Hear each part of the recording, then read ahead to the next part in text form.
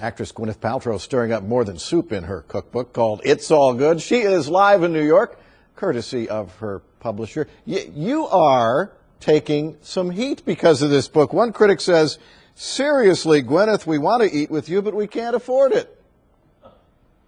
Which is insane. I don't know where they're getting that, because it's just like chicken and rice and salmon. I don't know.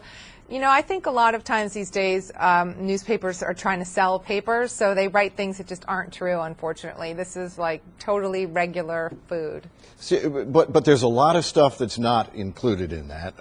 Coffee, alcohol, eggs, dairy, some eggs, dairy, sugar, even some seafoods, no wheat, no meat, no soy. I thought some of those things are okay for you, aren't they?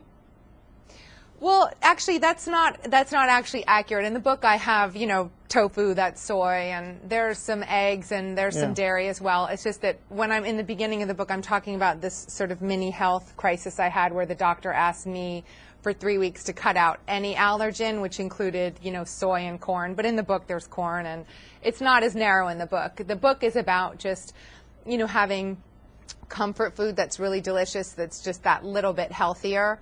It's not strict at all, and as you can see, you know, there's chicken burgers, and these are dumplings that I make for my kids that they love to dip their pan-fried dumplings, and, you know, so the food is like very homey and comforting. It's not a restricted list really at all. So nobody in your house is suffering because of Mom's thoughts on this. But this started, as you said, with kind of a health crisis when you looked up one day and said, "Gosh, I really just feel kind of lousy."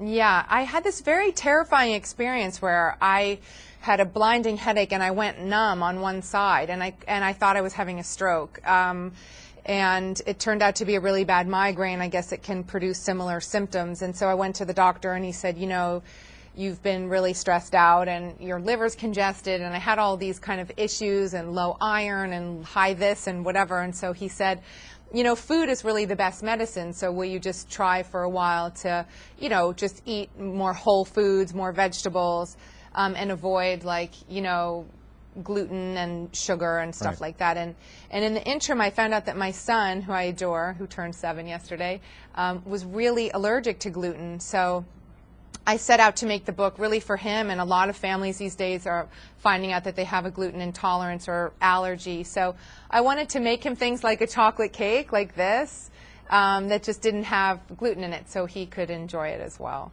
Right.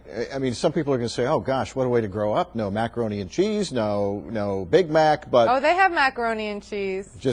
They definitely have macaroni and cheese, and you know, my daughter is not intolerant to gluten, so she can have pasta and stuff. And, you know, they have really good gluten-free pastas. My son, you know, and also I'm very, you know, at home I try to keep things just that little bit healthier. But when they're out, you know, I let them have Cheetos and whatever they want to have. So I don't want them to feel like they're missing out. Right. And I even hear from some people who may not necessarily be gluten intolerant who say that cutting it out, or at least cutting it down, has led to some healthy changes in their lives, maybe weight loss, for example. Yeah, I think people definitely lose weight when they cut out gluten, that's for sure. And so this book is really good for weight loss because there's no white potato and there's no gluten in it. And people, you know, really, like my friends who've started eating this way, they just notice like 5 pounds shedding off without really even trying to lose weight, which is great.